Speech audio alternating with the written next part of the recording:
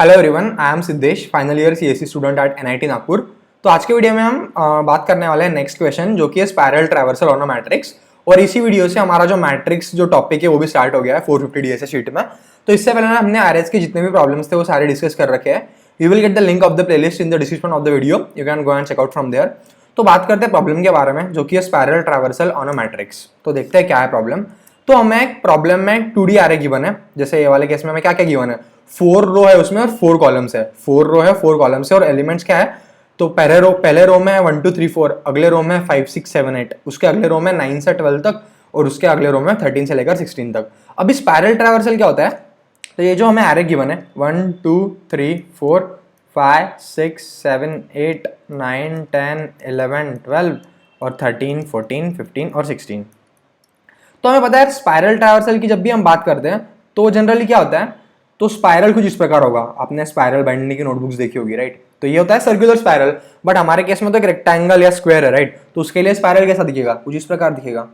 तो मैं इसी प्रकार जो है ट्रैवर्सिंग करनी है। जैसे इसमें देखो यार, ये वाले केस में उन्होंने 1 2 3 4 फिर नीचे आए, फिर यहाँ पे, फिर यहाँ पे, फिर यहाँ पे, फिर यहाँ पे। तो यहाँ पे देखते हो तो आंसर क्या हमारा 1 से स्टार्ट करेंगे, 1 फिर 2 फिर 3 फिर 4, ऐसे ट्रैवर्स किया। 1 2 3 4 है आंसर में पहले। उसके बाद नीचे आएंगे 8 12 8 12 16, 8 12 और 16। उसके बाद 15 14 13, 15 14 और 13। उसके बाद 9 5 9 5, ठीक है। तो ये हमारा हो गया एक, मतलब हमने पहले क्या लेफ्ट से राइट ट्रैवर्स किए, फिर अप से डाउन, फिर राइट से लेफ्ट, उसके बाद डाउन से अप। अभी सिमिलर प्रोसेस, अभी यहाँ पे यहाँ से स्टार्ट करेंगे। तो 6 से लेकर 7, तो 9 के बाद 5 9 9 के बाद 5, उसके बाद 6 7, उसके बाद नीचे आएंगे 11, एक ही एलिमेंट बचा 11, और उसके बाद इधर आ जाएंगे लेफ्ट में, तो आ जाएगा 10, राइट। तो यहाँ पे खत्म, तो यहाँ पे खत्म हो चुकी है, राइट। तो हमारी स्पाइरल ट्रैवर्सल कुछ इस प्रकार निकल कर आई 5 6 7 8 9 यहाँ पे, राइट। तो अभी देखते हैं हमारा अप्रोच क्या रहेगा इसको करने के लिए। तो एकदम सिमिलर अप्रोच है जिस तरह से हम ट्रैवर्स कर रहे हैं ना। अभी हम एक 3x3 मैट्रिक्स को देख ले कि हमारा कोड किस प्रकार होगा, 1 2 3 4 5 6 और 7 8 और 9। तो सबसे पहले हम क्या से यहाँ से स्टार्ट करने वाले हैं, राइट, यहाँ से। तो ये वाले पोजीशन को हम क्या बोलते हैं, यहाँ पे इनकी कॉलम नंबर भी क्या होगा, 0 होगा, राइट। यहाँ पे ये 0 1 2 ये कॉलम्स है और ये रो क्या है, ये रो है 0 1 2। तो क्या मैं इसको बोल सकता हूँ ये हमारा इनिशियली यहाँ पे रो स्टार्ट है, ठीक है। ये रो स्टार्ट है और ये कॉलम स्टार्ट है। सिमिलरली ये कॉलम एंड है, यहाँ पे कॉलम एंड हो रहा है ना, यहाँ पे 3 ही कॉलम्स है और रो भी यहाँ पे एंड हो रही है। तो इनिशियली रो स्टार्ट यहाँ पे है, रो एंड यहाँ पे है, कॉलम स्टार्ट यहाँ पे है और कॉलम एंड यहाँ पे है। तो हम सबसे पहले जब हम ट्रैवर्सिंग करेंगे तो हम किस तरह करेंगे, यहाँ से लेकर हम मतलब हम लेफ्ट से लेकर राइट पे जा रहे हैं। और ये वाले चीज में जब हम ट्रैवर्स कर रहे हैं तब कांस्टेंट क्या है, तो रो कांस्टेंट है और वो किसके बराबर है, रो स्टार्ट के बराबर है। मतलब 0 बोल सकते हैं, रो स्टार्ट बोल सकते हैं इसको। तो रो स्टार्ट के बराबर है, तो रो स्टार्ट। और हमारी वेरिएबल चीज क्या है, तो कॉलम हमारा चेंज हो रहा है ना। कॉलम कहां से कहां तक हर बार चेंज हो रहा है, तो स्टार्ट से लेकर एंड तक हम जितने भी कॉलम से हर एक में देख रहे हैं कीपिंग रो कांस्टेंट। तो यहाँ पे मैं आर जो है वो आर एस है और कॉलम यहाँ पे वेरिएबल है, तो इसको मैं बोल देता हूँ कॉल, COL कॉल।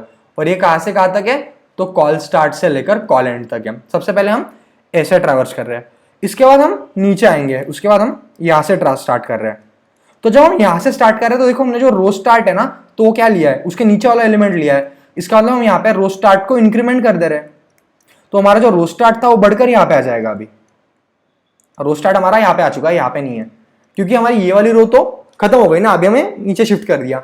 अभी यहां से देखेंगे तो यहां से जब हम ट्रैवर्स कर रहे हैं तो कांस्टेंट क्या चीज है, तो कॉलम कांस्टेंट है ना, रो चेंज हो रही है। हम जब अप से डाउन या डाउन से अप जा रहे हैं तो कॉलम तो वही रहेगा, बस रो चेंज होगी ना। कॉलम वही है, रो हर बार चेंज हो रही है। तो जो कॉलम कांस्टेंट है वो क्या है, कॉलम एंड के बराबर है, तो कॉलम एंड। और रो हमारी चेंज हो रही है, तो रो हमारी चेंज हो रही है, तो उसको नाम बोलते हैं रो। और वो कहां से कहां तक जा रही है, तो रो स्टार्ट से लेकर जो हमारा नया रो स्टार्ट से लेकर रो एंड तक जा रही है ना, रो स्टार्ट से लेकर रो एंड तक जा रही है। और इसके बाद हम क्या कर रहे हैं, इसके बाद हम यहां से ट्रैवर्स कर रहे हैं ना, हम यहां से ट्रैवर्स कर रहे हैं तो हमने किसको डिक्रीमेंट कर दिया, कॉलम एंड को डिक्रीमेंट कर दिया। तो हम बोल देंगे कॉलम एंड हमारा डिक्रीमेंट हो चुका है। अभी कॉलम एंड की जो वैल्यू है, कॉलम एंड हमारा यहाँ पे आ चुका है, या उसको यहाँ पे बोल देते हैं। अभी ये कॉलम एंड क्योंकि हमारा ये तो ट्रैवर्स हो गया ना, अभी इतने एलिमेंट्स बचे हैं। अभी यहां से यहां तक ट्रैवर्स करने हैं हमें, 8 से लेकर 7 तक। तो जब हम यहां से यहां ट्रैवर्स कर रहे होंगे ना, तब कांस्टेंट क्या है, तब मैं बोल सकता हूँ रो कांस्टेंट है, क्योंकि इसी रो में ट्रैवर्स हो रहा है ना, कॉलम चेंज हो रहा है, तो रो कांस्टेंट है, तो रो क्या है, रो एंड के बराबर है। और कॉलम चेंज हो रहा है, कॉलम चेंज हो रहा है तो कहां से कहां तक जा रहा है, तो इस बार वो उल्टा जा रहा है, हम राइट से लेफ्ट जा रहे हैं ना, तो कॉलम एंड से लेकर कॉलम स्टार्ट ये रहा ना हमारा, कॉलम स्टार्ट तक जा रहे हैं हम, तो कॉलम एंड से लेकर कॉलम स्टार्ट तक। और ये ट्रैवर्सिंग होने के बाद क्या हो रहा है, नेक्स्ट ट्रैवर्सिंग हमारी यहां से स्टार्ट हो रही है, तो ये वाली जो कंप्लीट रो है ना, ये शिफ्ट हो रही है ऊपर की तरफ, तो रो एंड को हम बोल देते हैं रो एंड हमारा कम हो रहा है। क्यों, क्योंकि ये जो रो एंड थी अभी यहाँ पे आ गई, ठीक है, रो स्टार्ट और रो एंड एक साथ है अभी।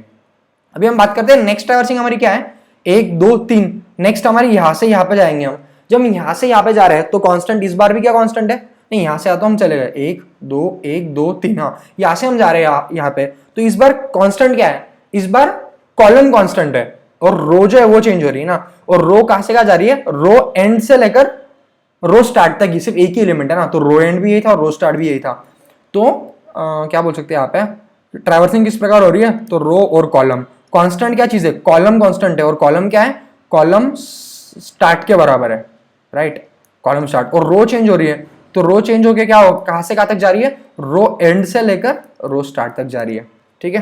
तो इस प्रकार कुछ ट्रैवर्सिंग है, और ये ऐसा कब तक चलते रहेगा, ये तो हमारा, ये कब तक चलते रहेगा ऐसे, फिर से और एक बार, तो जब तक हमारा एक तो column start less than equal to column end के, एंड रो स्टार्ट, यार आपको दिख नहीं रहा होगा, राइट, तो ये व्हाइल लूप हमारा कहां से कहां तक चलेगा, इसके अंदर क्या क्या होगा, तो ये जितना भी कंटेंट है ये इसके अंदर होगा, तो ये कहां से कहां तक, तो while column start is column start less than equal to column end row start less than equal to row end, right. तो कुछ इस प्रकार में ट्रैवर्सिंग है, तो एक बार फिर से अच्छे से देख लेते हैं अप्रोच की क्या करना है।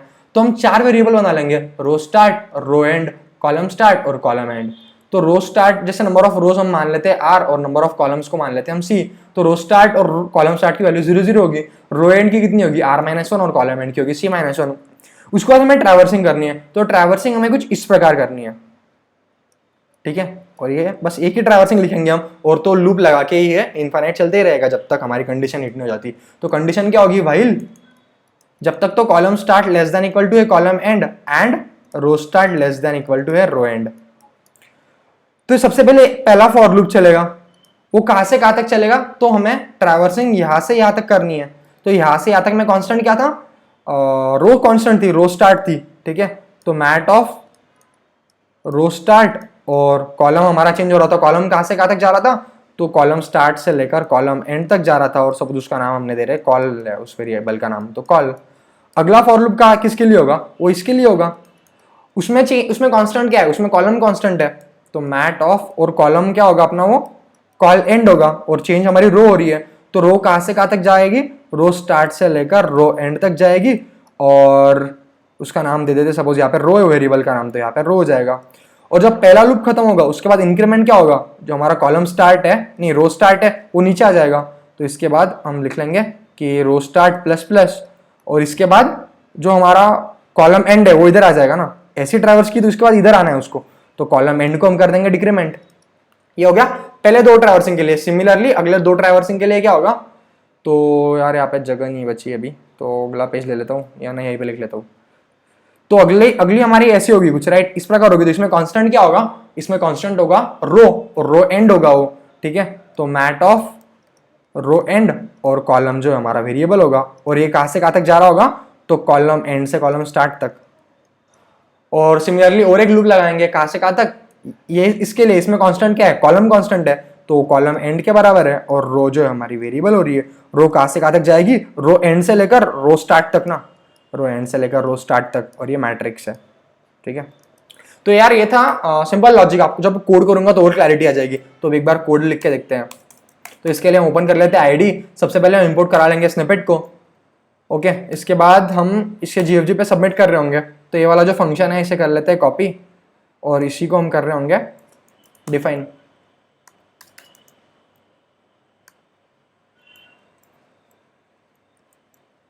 इंडेंटेशन ठीक कर देते हैं। तो हमें यहाँ पे इनपुट में क्या क्या चाहिए पैरामीटर में, तो मैट्रिक्स आर और सी, तो आर और सी को सबसे पहले हम इंपोर्ट ले लेंगे कि नंबर ऑफ रोज कितने हैं और नंबर ऑफ कॉलम्स कितने हैं, तो सी इन कर दिया आर और सी। उसके बाद हमें 2D मैट्रिक्स बनाना पड़ेगा, तो vector of vector of int और उसका नाम दे देते हैं मैट्रिक्स। तो उसकी साइज कितनी होगी, नंबर ऑफ रोज होंगे r और नंबर ऑफ कॉलम्स कितने होंगे, तो वो होंगे c। ठीक है, ये हो गया अपना मैट्रिक्स बन गया।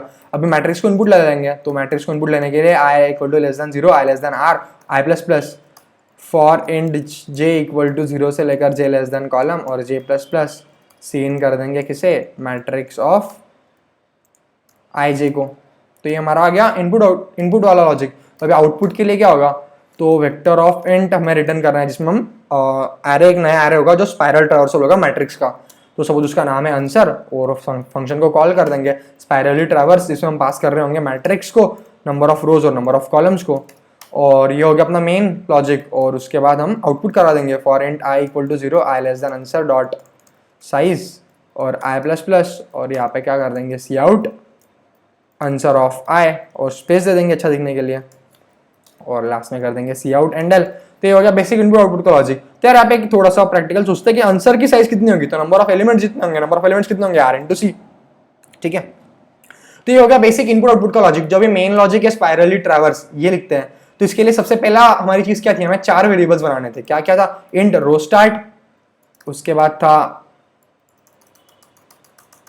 रो स्टार्ट को 0 से इनिशियलाइज कर दिया, और कॉलम स्टार्ट था उसको भी 0 से इनिशियलाइज कर दिया। उसके बाद रो एंड उसको हम r-1 से इनिशियलाइज कर देंगे, और कॉलम एंड को हमने करने वाले थे c-1 से इनिशियलाइज। फिर एक लूप चलाने वाले थे while column start less than equal to column end row start less than equal to row end तक। इसके बाद हमें पहला या फिर हमें जो वेक्टर ऑफ इंट है आंसर, उसको हम यहाँ पे कर देते हैं डिक्लेयर। और अभी पहला लूप चलाएंगे। जो पहला लूप होगा वो हमारा कहाँ से कहाँ तक होगा, तो जस्ट अ मिनट। तो पहला लूप जो हमारा होगा ये वाला होगा। ठीक है, इसमें कांस्टेंट क्या होगा, रो स्टार्ट, और कॉलम जो है वो वेरिएबल होगा। तो रो स्टार्ट हमारा कांस्टेंट होगा इसमें। तो फॉर इंट वेरिएबल क्या होगा, वेरिएबल को हम कॉल बोल देते, कॉलम वेरिएबल है। कहाँ से कहाँ तक, कॉलम स्टार्ट से लेकर col less than equal to column end तक, कॉलम को कर दिया इंक्रीमेंट। और आंसर डॉट पुशबैक किसे, अभी मैट्रिक्स ऑफ कांस्टेंट तो रो थी ना हमारी, तो रो स्टार्ट थी वो, और कॉल। ठीक है, तो ये चला गया। और इसके बाद क्या हो गया, जैसे ही हमने ये ट्रैवर्स किया तो हमारा रो स्टार्ट इंक्रीमेंट हो जाएगा ना।